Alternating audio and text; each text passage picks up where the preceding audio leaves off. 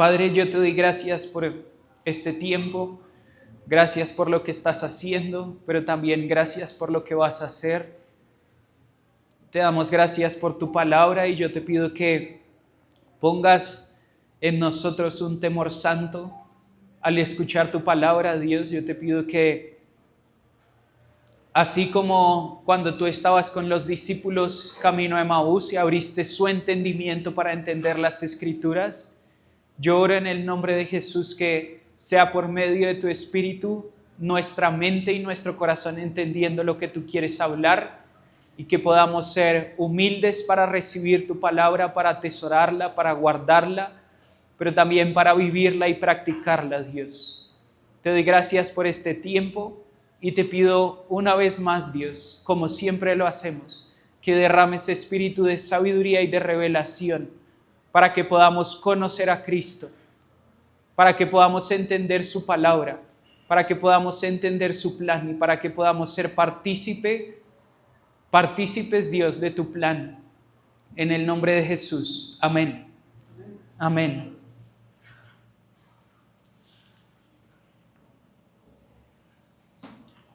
Listo. Entonces,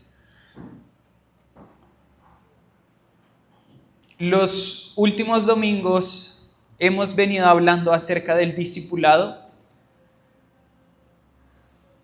y la base de todo discipulado es contemplar e imitar.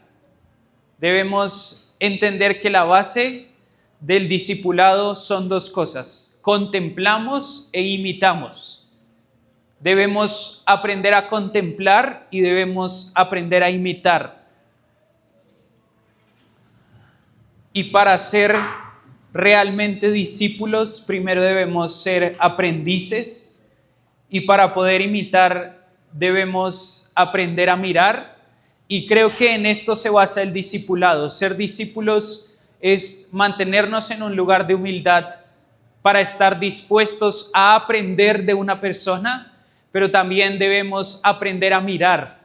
Cuando nosotros miramos, nos empezamos a convertir a la imagen de esa persona. Es lo que Pablo va a decir en 2 Corintios 3:18. Va a decir, nosotros todos, está hablando acerca de un discipulado corporativo, dice, mirando a cara descubierta, contemplamos el rostro del Señor y somos transformados por medio del Espíritu de gloria en gloria. Lo que Pablo está diciendo es, la forma en la que ustedes son transformados, la forma en la que ustedes toman la imagen del Hijo, es por medio de la contemplación. Y creo que esto lo hemos dicho muchas veces y creo que más yo, pero creo que es algo que no debe salir de nuestra mente y que debemos mantenernos en esa conversación. Somos aquello que contemplamos y nos transformamos en aquello que contemplamos. La forma en la que nosotros nos vamos a transformar a la imagen del Hijo no va a ser por medio de nuestro esfuerzo, no va a ser por medio de reglas morales, no va a ser por medio de reglas religiosas, va a ser por medio de la contemplación. Va a ser por medio de aprender a quitar distracciones que nos están, valga la redundancia, distrayendo, que nos están manteniendo desenfocados, y es aprender a vivir en medio de una vida ajetreada y llena de cosas, aprender a contemplar a Cristo.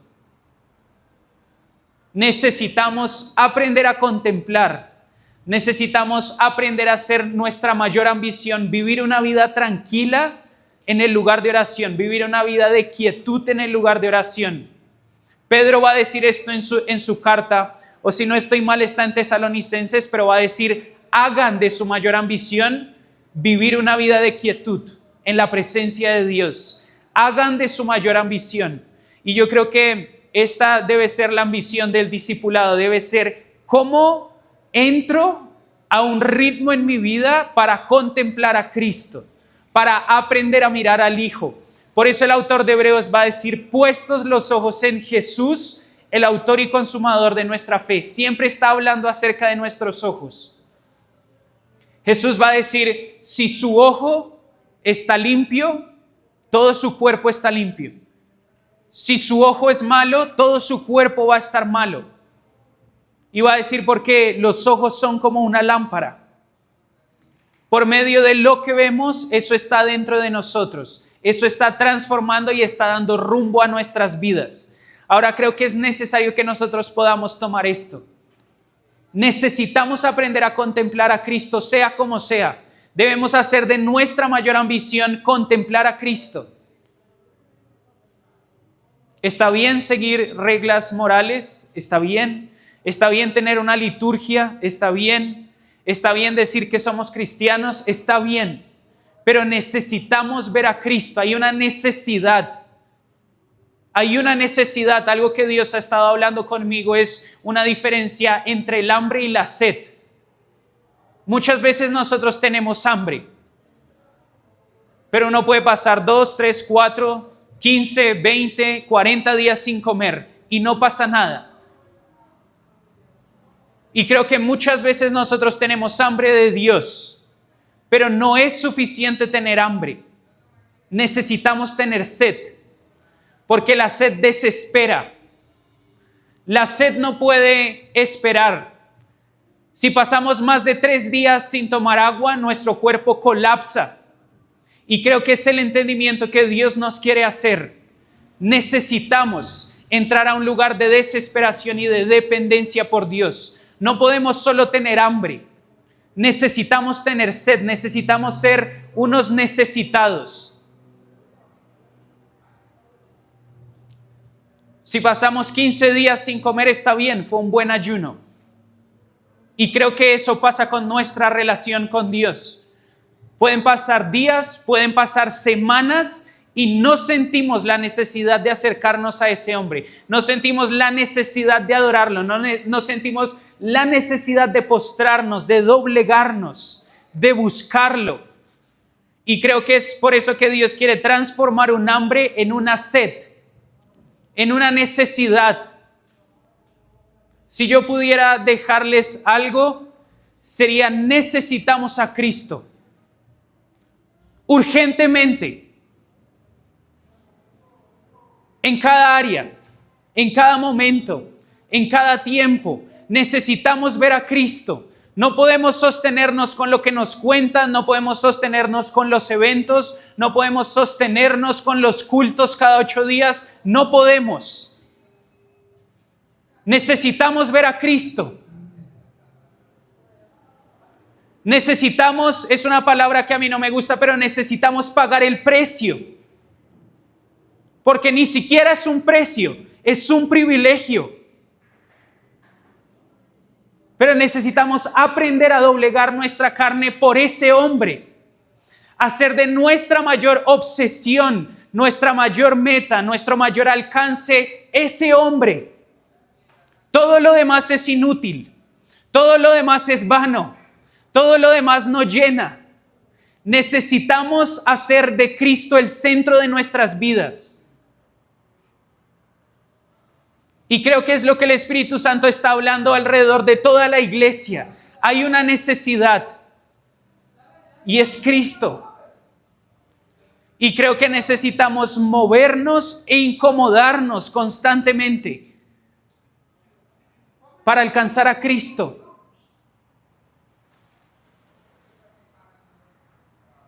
Necesitamos eso. No podemos pasar un día sin Cristo.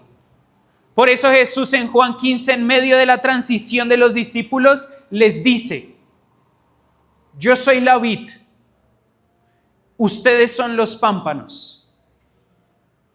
Si ustedes quieren tener una vida exitosa, entre comillas, no se alejen de mí. Ustedes se desconectan un momento de mí, están muertos. Por eso Él va a decir: yo soy la vid, ustedes son los pámpanos. Está diciendo: yo soy el árbol, ustedes son las ramas. Ustedes se cortan un segundo de mí y se mueren. Por eso Él va a decir en Juan 15: ustedes separados de mí nada pueden hacer. Nada. No está diciendo algunas cosas sí pueden hacer. No está diciendo ustedes separados de mí pueden trabajar. Ustedes separados de mí pueden subsistir. Ustedes separados de mí pueden criar hijos. Ustedes separados de mí pueden mantener una familia saludable. Ustedes separados de mí pueden evangelizar. Ustedes separados de mí pueden hacer iglesia. No. Me gusta lo que dice A.W. Tozer. Él dice, si Dios quitara el Espíritu Santo de nuestras iglesias, ¿cuántos de nosotros nos daríamos cuenta de que Él ya no está ahí? Se volvió tan común, nos volvimos tan cristianoides, se volvió tan común una reunión más, tomar la cena, venir, dar las ofrendas, que no estamos anhelando algo más. Pasamos nuestros días sin experimentar la presencia del Espíritu Santo.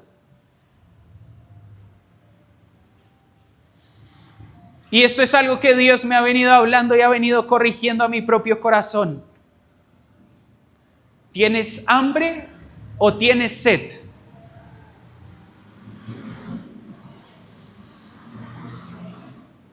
¿Tienen hambre o tienen sed? Y creo que Dios necesita sacudirnos una vez más y debemos dejar que nos sacuda.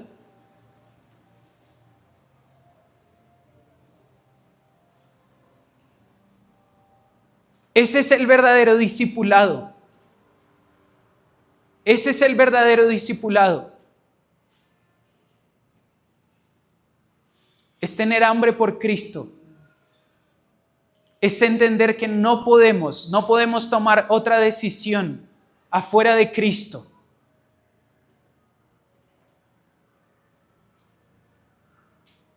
No podemos vivir un día sin Cristo. Una hora sin Cristo.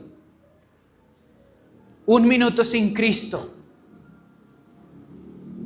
Él sustenta todas las cosas. Por medio de Él todas las cosas fueron creadas. Él es la imagen del Hijo. Él es la imagen del Padre. Hebreos va a decir. Vamos a Hebreos 1. Creo que es una de las descripciones más impresionantes de Jesús en todo el Nuevo Testamento. Dice, Dios habiendo hablado hace mucho tiempo en muchas ocasiones de muchas maneras a los padres por los profetas, en estos últimos días nos ha hablado por su Hijo, a quien constituyó heredero de todas las cosas, por medio de quien hizo también el universo. Él es el resplandor de su gloria y la expresión exacta de su naturaleza, y sostiene todas las cosas por la palabra de su poder. Después de llevar a cabo la purificación de los pecados, el Hijo se sentó a la diestra de la majestad en las alturas, siendo mucho mejor que los ángeles, por cuanto ha heredado un nombre que es más excelente que todos los nombres.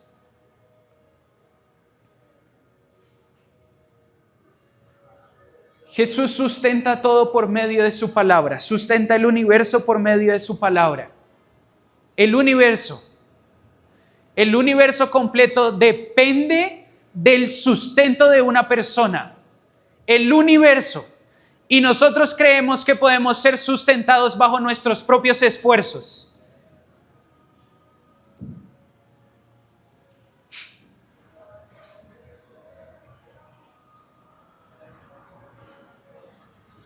Y es lo que quiero hablar hoy. ¿Cuántos de ustedes se han sentido cansados en las últimas semanas? Seamos honestos, levantemos la mano. Todas las preguntas que yo voy a hacer tienen una respuesta para mí y es sí. ¿Cuántos se han sentido agotados? Mentalmente cansados. ¿Cuántos se han sentido cargados? Hay 89 capítulos en el Nuevo Testamento. Cientos de enseñanzas de Jesús. La única vez donde Jesús abre su corazón y les dice explícitamente a los discípulos que aprendan de Él es en Mateo 11. y les dice: todos los que estén cargados y cansados, todos los que estén agobiados, vengan a mí. Vengan a mí. Les dice: y aprendan de mí, que soy manso y humilde de corazón. Tomen mi yugo, que es fácil, y encontrarán descanso para sus almas. La única vez explícitamente donde Jesús dice: aprendan de mí, y abre su corazón, da una descripción acerca de su corazón, es en Mateo 11. 89 capítulos, cientos de enseñanzas. La única vez donde le pide a sus discípulos que aprendan de él es que sean humildes y mansos de corazón. Yo creo que nosotros, porque me incluyo, estamos cansados, agotados, sobrecargados, porque estamos cargando un yugo que nunca debimos haber cargado. Y es orgullo. Porque el antídoto que Jesús da es un antídoto que va en contra del orgullo. Básicamente lo que Jesús está diciendo es: ¿están cargados? ¿Están cansados? Es porque están llevando un yugo que yo nunca les mandé a llevar. Por eso Él va a decir: ahora, ¿qué tienen que hacer? Quítense ese yugo y tomen mi yugo. ¿Qué era un yugo? Un yugo era un palo que atravesaba, digamos, la cabeza de dos bueyes, y era necesario que caminaran dos bueyes. Ahora nosotros estamos cansados, estamos sobrecargados, porque estamos invitando a Jesús a cargar nuestro yugo. Jesús, haz parte de mis planes y a mi ritmo.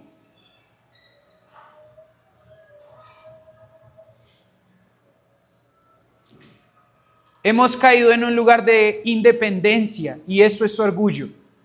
Hemos pensado que podemos hacerlo solos y eso va a dar buenos resultados y eso es orgullo. Y Jesús lo que nos está haciendo es una invitación a salir de ese lugar de independencia, a tomar su yugo y a caminar bajo su propio ritmo.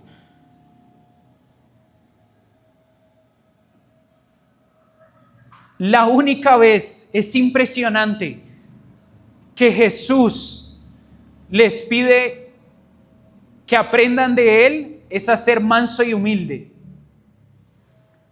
Y creo que el orgullo se ha apoderado en nuestras vidas. La independencia tomó lugar en nuestros corazones. El pensar que somos víctimas de otras personas tomó lugar en nuestros corazones. Pensar que somos autosuficientes y no necesitamos a los demás tomó lugar en nuestros corazones. Pensar que somos el centro de nuestras vidas y el centro de nuestras decisiones diarias tomó lugar en nuestros corazones. Buscar protegernos del sufrimiento tomó lugar en nuestros corazones.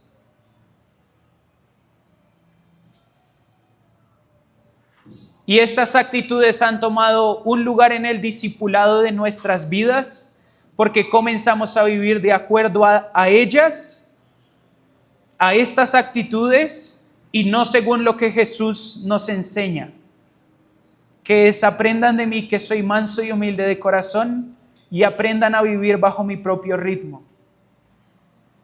El resultado de vivir en humildad y de tomar su yugo es hallar descanso para nuestras almas. Y hablar acerca del orgullo no es para exponernos y juzgarnos. Yo creo que muchas veces Dios quiere mostrarnos el detonante para que podamos ser libres de eso. Dios no nos está mostrando que con lo que estamos luchando constantemente es el orgullo para dejarnos en ese lugar. Él nos está mostrando que estamos cargados y sobrecargados y cansados y está siendo pesada la vida porque la estamos viviendo bajo nuestros propios términos. Y Jesús lo único que quiere hacer es quitarnos ese yugo pesado y transformarlo por un yugo fácil y ligero. Y por eso es necesario que nosotros podamos ver cuál es el detonante de qué necesitamos arrepentirnos y quitarnos y qué necesitamos ponernos.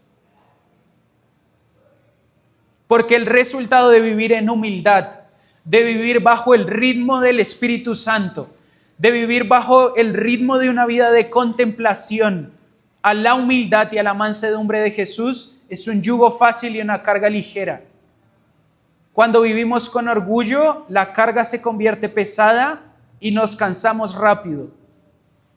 Pero para poder sentar, digamos, algunas bases, me gustaría definir qué es orgullo, qué es humildad y qué es mansedumbre. Si les gusta anotar, son unas definiciones que yo creo que son muy prácticas y muy buenas.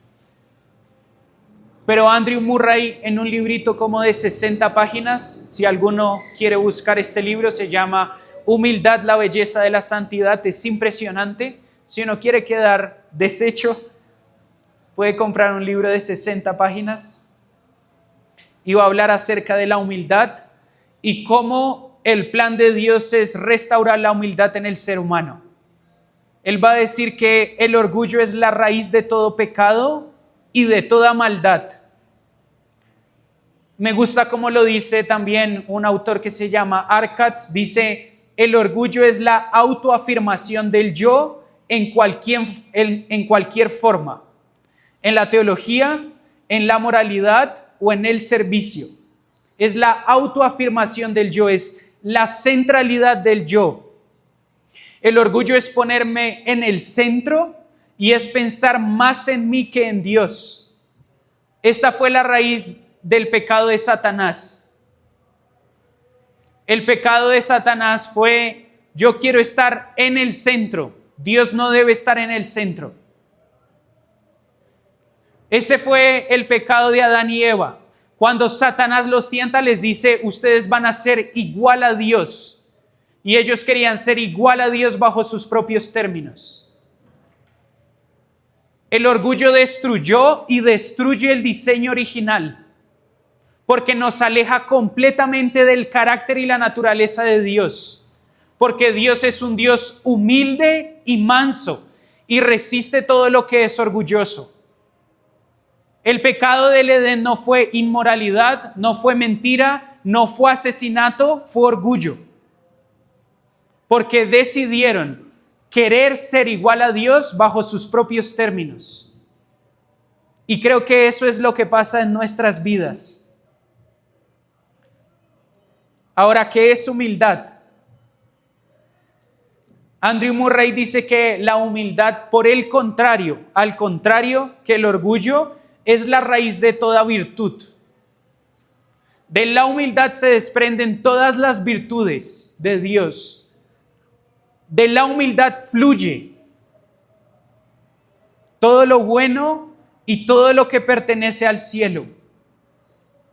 Arthur Katz también va a decir, la humildad no es una virtud que se imita, es el fruto de haber sido quebrantado en lo más profundo del ser. Y creo que esto contrasta con todo lo que nosotros hemos aprendido durante años, en mostrarnos fuertes, en mostrarnos que podemos, en mostrar que podemos hacer cualquier cosa, en que nada nos quebranta, que nada nos afecta, y es completamente contraria a la realidad del cielo. Porque la primera bienaventuranza en la primera enseñanza de Jesús en Mateo 5:3 va a decir, bienaventurados los pobres en espíritu, porque de ellos es el reino de los cielos. Dos bienaventuranzas después va a decir, bienaventurados los humildes, porque ellos heredarán la tierra. Dios no quiere reinar en la tierra por medio de un pueblo orgulloso. Quiere reinar en la tierra y quiere reinar en este momento y reinar en la era que viene por medio de personas quebrantadas y humildes. Y eso nos pone el mundo patas arriba. Porque la forma en la que el mundo concibe el éxito y ser fuerte y ser tener autoridad y ser influyente nunca va a ser por medio del quebranto. Y Jesús está diciendo, yo estoy levantando un pueblo que va a reinar conmigo, que está completamente quebrantado, que es humilde. Ahora, ¿qué es humildad? Si el orgullo es ponernos en el centro de nuestras vidas, la humildad es dejar de pensar en nosotros mismos para pensar en otros. Y esta es la realidad en la vida, esto es realidad en la vida de Jesús. La humildad no es pensar menos de nosotros mismos. No es pensar que nosotros somos menos. O nosotros tenemos ideas incorrectas cuando decimos, esta persona es muy humilde y es porque tiene bajos recursos. O vamos a un barrio de bajos recursos y entramos a una casa y decimos, esta casa es muy humilde. Esas declaraciones son erradas, porque tener escasos recursos no quiere decir que alguien es humilde. No es pensar menos de nosotros mismos, estar diciendo que no podemos, estar diciendo que somos malos, estar diciendo que somos insuficientes, que somos tontos. Eso no es humildad. Eso es una falsa humildad. La verdadera humildad es pensar menos en nosotros mismos. Un ejemplo que escuché acerca de esto fue la mamá de un amigo que fueron a Estados Unidos, y como la gente va a Estados Unidos va a comprar cosas, y entonces ella lo que hizo fue hacer una lista de todas las personas que querían cosas. Entonces, para fulanito una camiseta, para esta persona un perfume, para otra persona unos juguetes. Pasó todo el día, hicieron todas las compras. Llegaron al hotel y el esposo le pregunta, amor, ¿y tú qué compraste para ti? No compré nada. ¿Por qué? Estaba tan ocupada en comprar las cosas de los demás que se me olvidó comprarme cosas para mí misma. Eso es humildad. Estar tan envuelto en los asuntos de los demás que en algún punto dejo de pensar en mí mismo. Eso no quiere decir que me descuido. Quiere decir que yo dejo de estar en el centro de mi vida, en el centro de mis decisiones. Y esto es real en la vida de Jesús. Jesús se desprende de sí mismo, de todas sus virtudes, se desprende de todos sus privilegios para alcanzar un beneficio corporativo.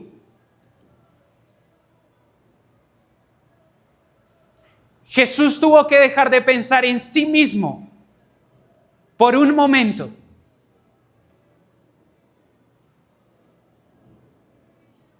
Tuvo que dejar de pensar en su trono, tuvo que dejar de pensar en los 4 seres vivientes que constantemente estaban cantando santo, piedras preciosas.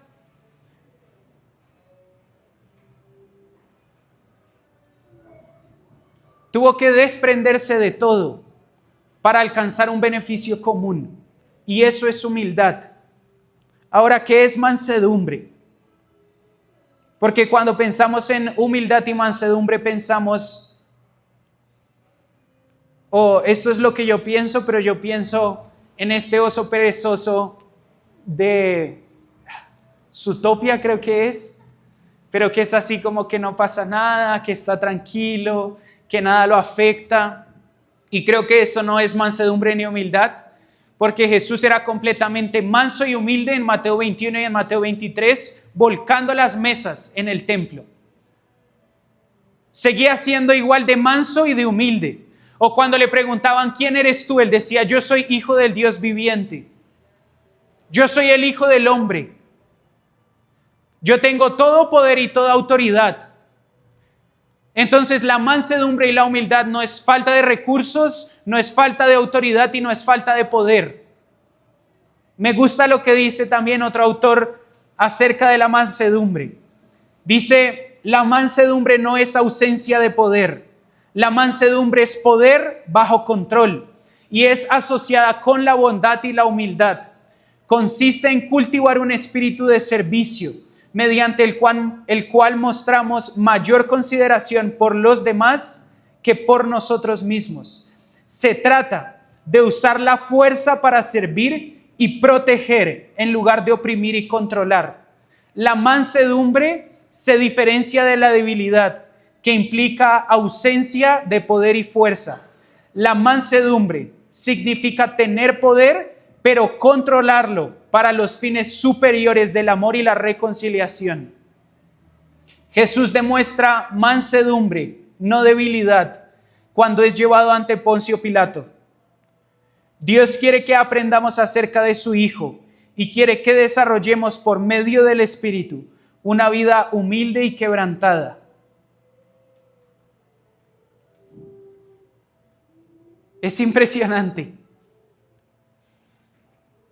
cómo Jesús estaba completamente vacío de orgullo y estaba lleno de humildad y mansedumbre en medio de todo su ministerio. Y cómo usa su poder, su influencia, y lo pone bajo su servicio para que otros alcancen su llamado.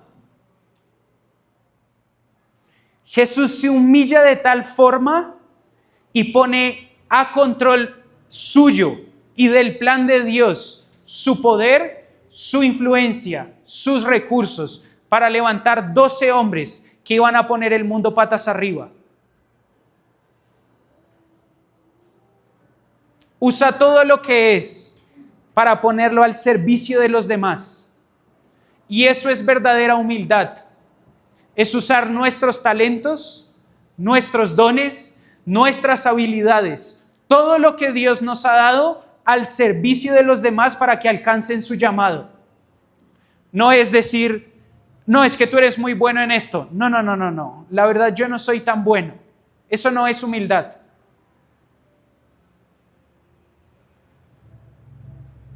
Humildad sería, sí, Dios me dio esto, excelente, no es para mí. Es para poner al servicio de los demás. Jesús entendía su poder, su influencia y su autoridad y nunca dijo que él tenía ausencia de poder, ausencia de autoridad. Simplemente lo puso al servicio de los demás. Y quiero hablar acerca de 4 puntos rápidos. ¿Por qué debemos ir en contra del orgullo? ¿Y por qué debemos desarrollar una vida de profunda humildad y quebrantamiento? Número 1, la humildad nos acerca a Dios. Esto es una realidad en todas las Escrituras. La realidad de las Escrituras es que Dios resiste a los soberbios.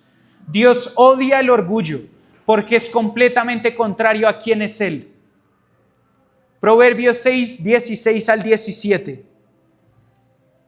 Esto es uno de los versículos con los que Dios más ha confrontado mi propio orgullo.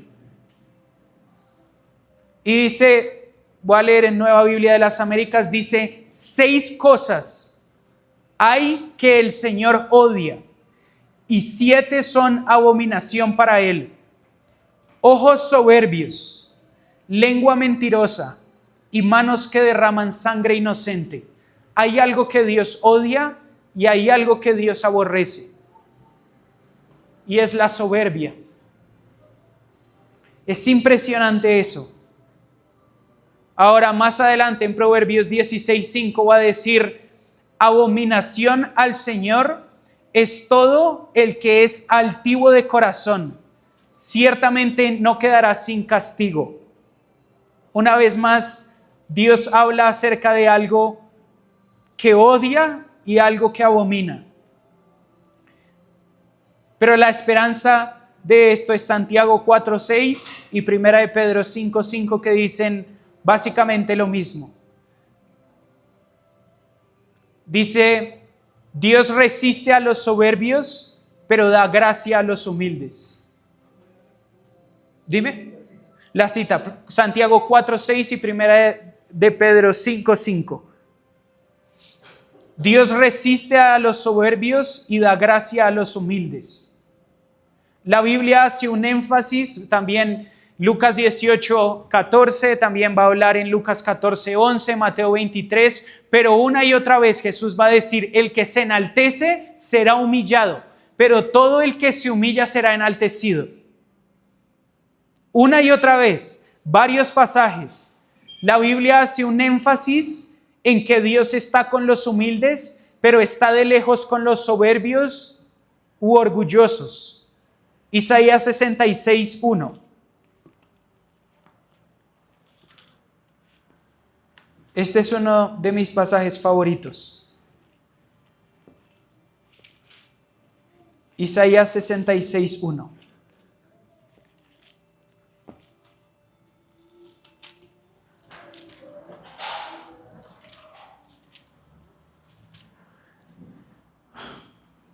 Dice, así dice el Señor, el cielo es mi trono y la tierra el estrado de mis pies. ¿Dónde pues está la casa que podrían edificarme? ¿Dónde está el lugar de mi reposo? Y todo esto lo hizo mi mano, y así todas las cosas llegaron a ser, declara el Señor. Pero a este miraré, al que es humilde y contrito de espíritu, y que tiembla ante mi palabra. Dios está haciendo un contraste. Está diciendo, el cielo es mi trono. Está diciendo, yo habito en el alto y sublime trono. Yo habito donde ustedes ni siquiera pueden acceder. No se imaginan el lugar donde yo habito. Y dice, la tierra es estrado de mis pies. Y después va a decir, ¿dónde está la casa que me pueden edificar? Ahora, después de eso va a decir, el cielo es mi trono. Ahora la tierra es estrado de mis pies, y después va a ir un poco más pequeño, va a decir, ¿dónde está la casa que me pueden edificar? Y ahora, después de preguntar, ¿dónde está la casa que me van a edificar? Él dice, yo habito con estas personas. A estas personas estoy mirando y mi atención está sobre ellas. Es impresionante que Dios en su alto y sublime trono, trascendente, inmenso, gigante, está buscando personas con ciertas características. Humilde, contrito de espíritu y que tiembla ante mi palabra. Dios, el mismo de Génesis 1 y 2, está buscando personas humildes, quebrantadas y que aprenden a temblar delante de su palabra. Y esta realidad se ve en Isaías 57:15 una vez más.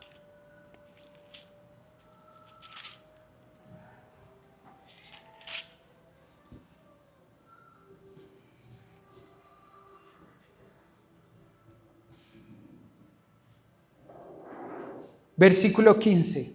Dice, porque así dice el alto y sublime, que vive para siempre, cuyo nombre es santo. Yo habito en lo alto y santo, y también con el contrito y humilde de espíritu, para vivificar el espíritu de los humildes y para vivificar el corazón de los contritos. Una vez más, Isaías está hablando con el mismo lenguaje de Isaías 66. Está diciendo, Él es alto y sublime. Está diciendo el que es eterno. No tiene principio ni fin, pero está buscando habitar con una persona, con un tipo de persona. Y dice, contrito, con el contrito y con el humilde de espíritu. Esto es impresionante. Dios decide habitar con un tipo de personas. Y después de eso va a usar un lenguaje muy parecido a Mateo 11, donde va a decir, yo voy a vivificar el espíritu de los contritos y voy a vivificar el corazón de los contritos. Dios anhela habitar. Dios anhela reinar, como dice Mateo 5 también, con aquellos que son humildes. Número 2, la humildad promueve la unidad. La humildad promueve la unidad unos con otros, no solo en ambientes de iglesia, sino en cualquier tipo de ambiente. ¿Cómo transformar un ambiente espiritual? Por medio de la humildad. No hay nada, y esto lo vemos en la vida de Jesús, que no mueva más la vida de las personas que el testimonio de una persona humilde. Eso hace Jesús cuando se presenta delante de Pilato. Pilato se le burla y Jesús no pronuncia ni una sola palabra, sino solo dice: tú mismo lo dijiste. Cuando Jesús se presenta delante de Pilato, sabía que Pilato no tenía ni una gota de autoridad si Jesús no se la hubiera dado. Y por eso tiene la humildad de presentarse delante de Pilato, no pronunciar ni una sola palabra y solo mirarlo a los ojos. Y después se presenta enfrente de Herodes, y Herodes empieza a burlar de él y le dice: haz algo, haz una maravilla, haz un milagro. Y empieza a burlarse de él. Jesús no responde ni una sola palabra.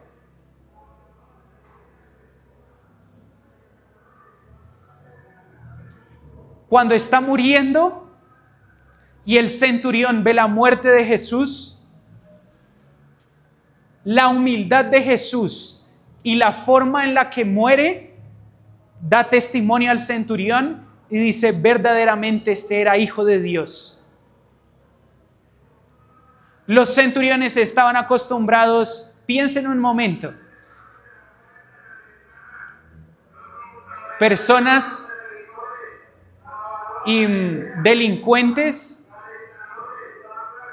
con clavos en sus manos, siendo latigados. Ellos vieron las peores palabras saliendo de los peores delincuentes. Eso nos pasa a nosotros cuando nos damos un golpe en el dedo pequeño del pie. Salen las peores palabras. O cuando estamos en medio del tráfico y nos cierran. Ahora, Jesús era tan humilde que en medio de su mayor dolor no pronuncia una sola blasfemia o maldición.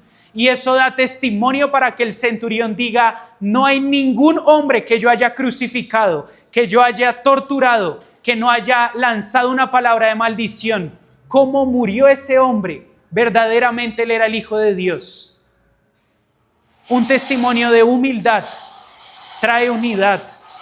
Un testimonio de humildad como el de Juan 13, cuando nos lavamos los pies los unos a los otros, en nuestras casas, en nuestros trabajos, con nuestros amigos, da testimonio para promover la unidad en medio de nosotros.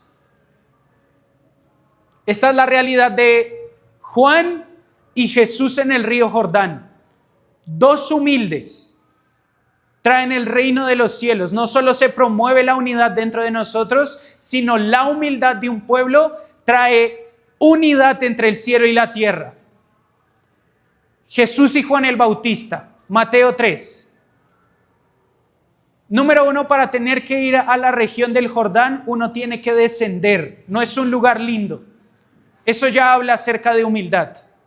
Número 2, Juan estaba bautizando para el arrepentimiento de los pecados. ¿Jesús tenía pecados?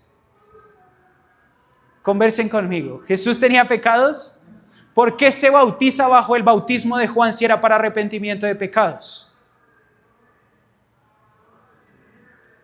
Testimonio, pero se estaba sometiendo en humildad a alguien que venía antes de él.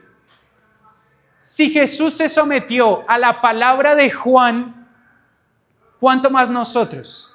Ahora, Jesús se encuentra con Juan, dos personas humildes. Jesús se somete al ministerio de Juan y Juan dice: yo no soy digno de desatar sus sandalias. Dos personas humildes se encuentran en Mateo 3 y se abre el cielo.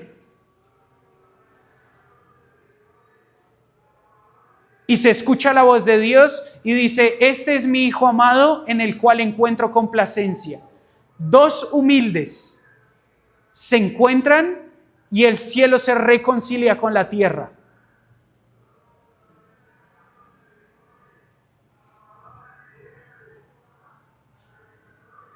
Número 3, la humildad nos da autoridad.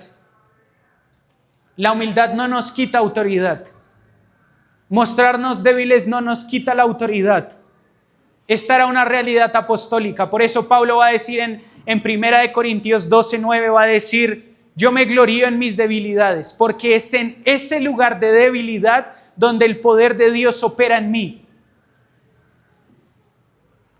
No perdemos autoridad cuando nos mostramos humildes y débiles, cuando nos mostramos quebrantados y necesitados. Ganamos autoridad. Esta es una realidad para todos. Un papá no gana autoridad cuando se muestra fuerte y suficiente. Un papá gana más autoridad cuando tiene la valentía de saber que la ha embarrado y mira a sus hijos a los ojos y les dice: lo siento. La autoridad no es como nosotros la conocemos. La autoridad no es aquel que es más fuerte y nunca está mal. Jesús es el hombre más humilde que ha existido y es quien más tiene autoridad en la tierra y es el hombre más humilde de todos los hombres. Por eso Daniel 7:13 va a decir: el reino se le ha sido entregado al más humilde de los hombres. Repite más o menos en todo Daniel esa frase 4 veces. El reino se le ha entregado al más humilde de los hombres. Daniel 7, Daniel 9 y Daniel 12, si no estoy mal. 4 veces lo repite. El reino se le ha entregado al más humilde de los hombres. Moisés en Éxodo 33 va a decir que no había un hombre más humilde y manso en la tierra de Israel que Moisés. Y por eso él tenía la posibilidad de hablar cara a cara con Dios. La humildad no nos quita autoridad, nos da autoridad. Por eso Jesús va a decir: miren, en Mateo 10, los estoy enviando como ovejas en medio de lobos. Hubiera sido más lógico que Jesús hubiera dicho: los envío como leones en medio de lobos. Pero es la humildad de un pueblo, es la humildad de un pueblo quebrantado lo que da testimonio en medio de lobos acerca del poder y la gloria de Dios. El mismo principio de 1 Corintios 12:9. Reconozcan sus debilidades y es en ese lugar donde el poder de Dios empieza a operar. Y número 4, la cruz es un ejemplo de humildad. No solo la cruz es un ejemplo de humildad, sino el evangelio es un ejemplo de humildad. El evangelio son las buenas nuevas acerca de un reino y de un rey. Su reino está lleno de humildad y su reino está siendo dirigido por un rey que es el más humilde de los hombres. Y pensamos que solo la cruz demuestra la humildad de Jesús, pero no es así. La segunda venida de Jesús demuestra la humildad de Jesús. En el libro de Apocalipsis hay 28 menciones acerca de Jesús como un cordero y solo una como un león. Solo una como un león. Y nosotros queremos ser leones, pero no queremos ser corderos. Y necesitamos abrazar ese lugar de debilidad. La cruz es un ejemplo de humildad. Cuando nosotros miramos la cruz, nos damos cuenta de nuestro propio orgullo y nos damos cuenta de la magnificencia de la humildad de Cristo. Arcatz va a decir esto. Dice: solo la cruz puede producir verdadera humildad, porque solo allí el yo es llevado a su fin. Y va a dar otra frase en otro de sus libros. Va a decir: no hay humildad, no hay verdadera humildad donde no ha habido cruz. Y no hay cruz donde todavía vivimos defendiendo nuestra imagen y nuestra razón. Voy a volverla a repetir. Dice: no hay verdadera humildad donde no ha habido cruz. Y no hay cruz donde todavía vivimos defendiendo nuestra imagen o nuestra razón.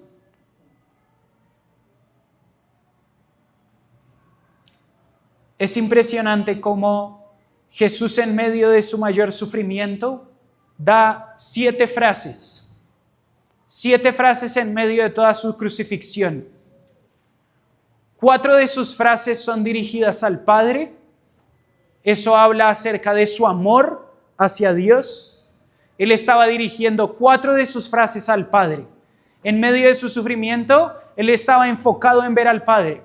Ahora 3 de las otras 7 son dirigidas a otras personas.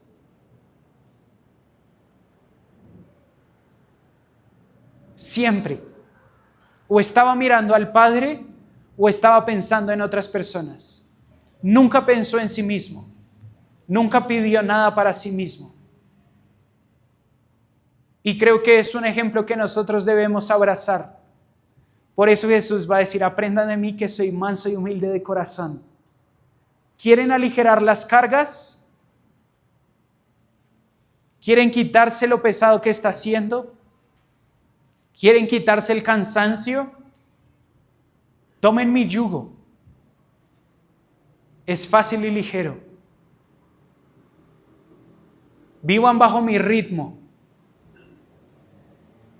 Vivan bajo mis preceptos. Abracen la cruz. Es una y otra vez la invitación que Jesús nos hace como discípulos. Pero para que eso pase necesitamos encontrarnos con la cruz. No leer acerca de la cruz.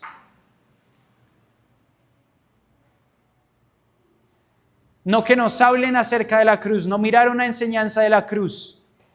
No ver The Chosen o la pasión de Cristo. Está bien, yo veo todo eso.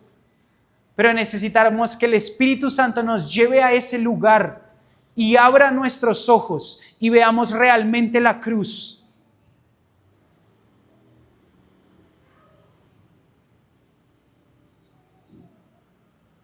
Necesitamos ver a Cristo y a este crucificado. Y necesitamos desprendernos de nuestro orgullo y abrazar un lugar de debilidad y humildad, para que entonces Cristo sea formado en nosotros, para que entonces Cristo resplandezca entre nosotros. Por eso Pablo va a decir: nosotros tenemos un tesoro en una vasija de barro, porque es en medio de ese quebrantamiento y esa debilidad que el poder de Dios resplandece por medio de un pueblo.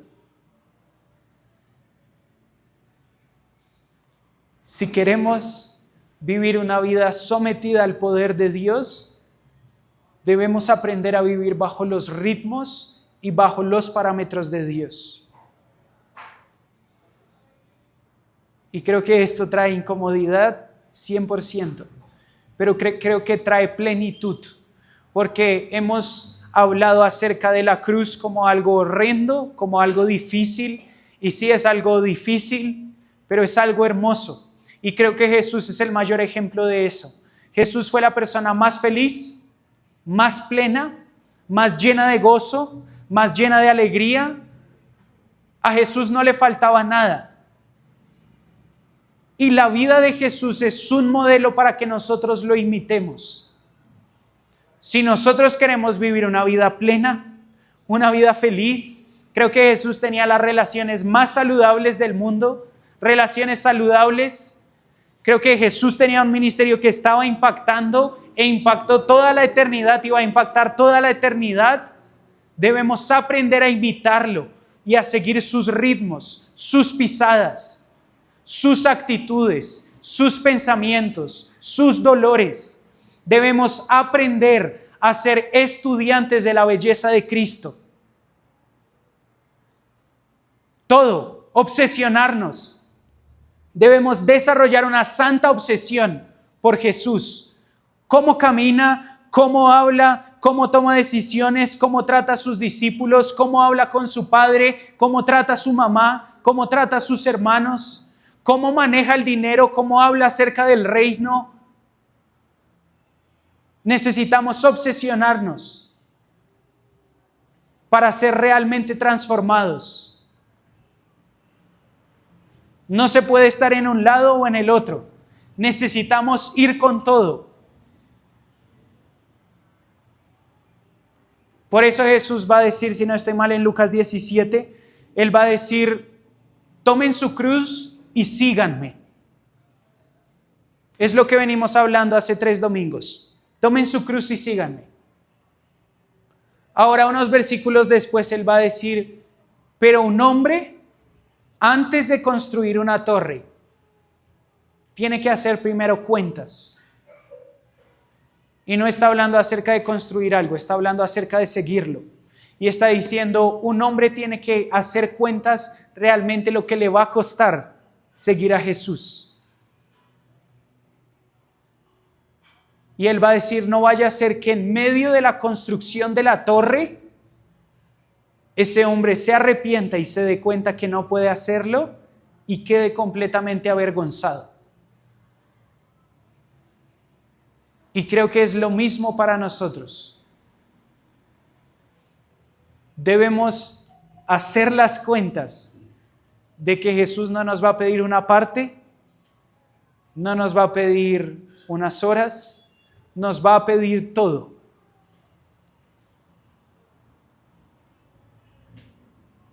Y necesitamos tomar una decisión. Esto fue lo que le pasó a la iglesia de la Odisea. Jesús les dijo, o son tibios o son fríos. O son calientes o son fríos. Tibios no. Jesús le estaba diciendo a una iglesia, tienen que tomar una decisión. A medias no. Y va a ser fuerte. Y no se quita su humildad y su mansedumbre y su amor. Pero va a decir, a lo tibio yo lo vomito. No me gusta lo tibio. No me gusta. No me relaciono con aquellos que son tibios. No. Me repelen. No los aguanto. Va a decir, tomen una decisión. ¿Fríos o calientes? Ese es el verdadero discipulado. Ese es el verdadero cristianismo. Y creo que es esa invitación la que estamos recibiendo. Calculemos y así nos cueste todo. No hay mayor privilegio. No hay mayor privilegio que seguir a Jesús. No hay mayor privilegio que obsesionarnos y gastar nuestras vidas conociendo a Jesús, porque Él ya lo hizo todo. Por eso quiero que con esto en mente, estos domingos hemos tomado la cena después por eso, pero que tomemos la cena como una señal de eso, de un pacto, de una alianza entre dos personas. Jesús hizo su parte y ahora nos está llamando a nosotros a que hagamos nuestra parte. El pacto es eso. El pacto es, yo hago una parte y si tú quieres entrar en pacto conmigo, tienes que hacer la otra parte. Y creo que de eso se trata cada vez que tomamos la cena. Cada vez que tomamos la cena, lo que hacemos es renovar el pacto. Y Jesús se hace presente en medio de nosotros, partiendo el pan y dándonos a tomar de su sangre y dándonos a comer de su cuerpo, diciendo, estoy dispuesto a entrar en pacto con ustedes. Solo se necesita una decisión. Solo se necesita librarnos del orgullo, librarnos de lo que pueden pensar los demás, librarnos de nosotros mismos y dejar que su humildad nos impacte como nunca antes. Necesitamos ser quebrantados hasta lo último. Necesitamos ver a ese hombre y dejar que su humildad empiece a tocar nuestros corazones. Es como tierra seca. Nuestro corazón está como tierra seca, está duro, está cargado, está cansado. y es normal, todos llevamos cargas. Vivimos en un mundo de pecado que endurece nuestro corazón. Pecamos y eso endurece nuestro corazón. Pero cuando nosotros vemos la humildad de Cristo, es como si empezaran a caer gotas del cielo sobre tierra seca.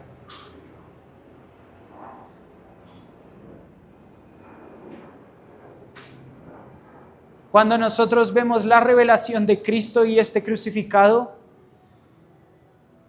empiezan a ser derramadas fuentes de agua sobre lo que estaba seco.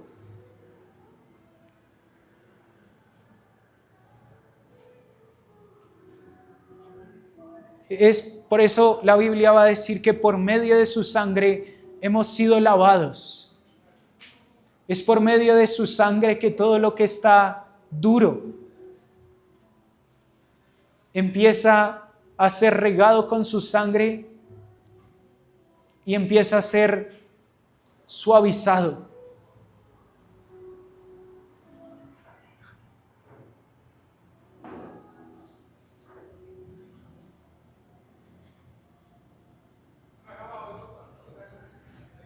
Por eso, Jesús,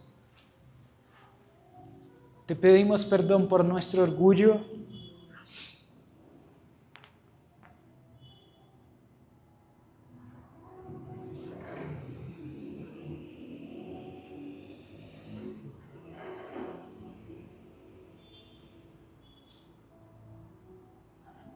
Te pedimos perdón por haber vivido nuestras vidas bajo nuestros propios términos.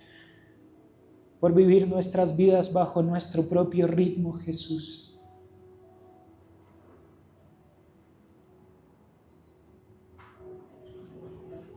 Pero por eso venimos hoy diciéndote, quebrántanos una vez más. Quebranta nuestro orgullo, quebranta nuestra autosuficiencia.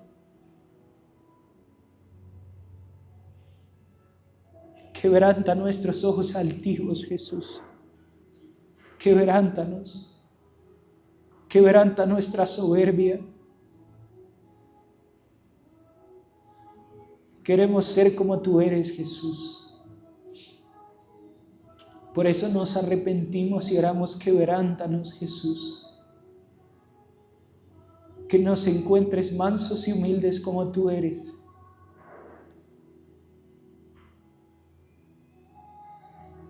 Que nos encuentres con lágrimas, Jesús. Que nos encuentres con asombro. Que nos encuentres como niños. Por eso tú dijiste, Jesús, que el reino de los cielos es para aquellos que son como niños. Y yo te pido, haznos niños otra vez, haznos como niños otra vez. Haznos puros. Danos manos limpias y corazones puros. Crea en nosotros un corazón limpio. Lávanos por medio de tu sangre, Jesús.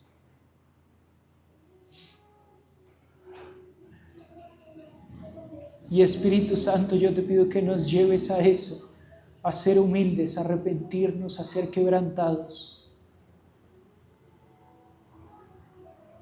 Y Padre, yo también oro. Trae descanso a todos los que estamos cargados y cansados. Ahora en el nombre de Jesús. Trae descanso, Jesús. Enséñanos a vivir bajo tu ritmo. Enséñanos a vivir bajo tu yugo.